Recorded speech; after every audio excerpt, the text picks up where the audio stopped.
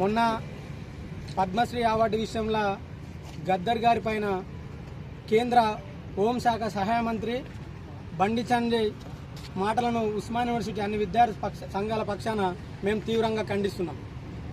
తెలంగాణ రాష్ట్రం కోసం, తెలంగాణ రాష్ట్రం రావాలని తన కాలికి గజ్జగట్టుకొని తన భుజం పైన గొంగడేసుకొని తెలంగాణ రాష్ట్రంలో ఉన్న ప్రతి పల్లెకు తిరిగిన గొప్ప వ్యక్తి గద్దర్. గద్దర్ పాట లేకపోతే తెలంగాణ రాష్ట్రం ఎట్లొచ్చేది? అసలు గద్దర్ పాట లేకపోతే తెలంగాణ రాష్ట్రం ఎట్లొచ్చేది? వచ్చిన రాష్ట్రంలో మన బండి సంజయ్ ఎంపీగా ఎట్లా గెలిచేది? ఆయనకు ఈ ప్రభుత్వాలు ఇచ్చిన గౌరవం ఏంది?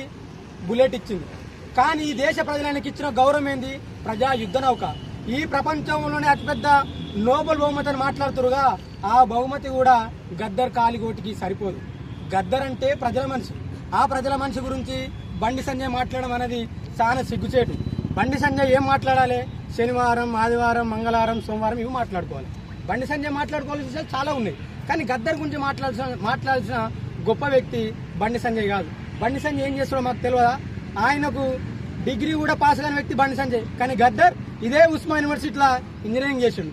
ఆయన బతకాలనుకుంటే విదేశాలకు పోయి కోట్లు సంపాదించుకోవచ్చు. కానీ ఆయన ప్రజల కోసం తన జీవితాన్ని, తన యవ్వనాన్ని ధారపోసి అశేషమైన ప్రజల కోసం చివరి వరకు నిలబడ్డ వ్యక్తి గద్దర్. గద్దర్ గురించి మాట్లాడితే ఏమంటుండు? గద్దర్ నక్సలెట్లని మాట్లాడినట్టుండు.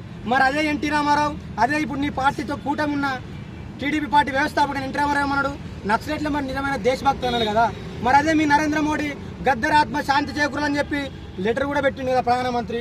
అంటే దీన్ని బట్టి చూస్తే మనకి ఏం అర్థం కావాలంటే అసలు బండి సంజయ్కి ఏమీ తెలియని విషయం మనకు అర్థం కావాలి. ఇప్పటికైనా బండి సంజయ్ బేషరతుగా క్షమాపణలు చెప్పకపోతే మేము ఈ ఉద్యమాన్ని గద్దర్ అభిమానులుగా తీవ్రతరం చేస్తాము.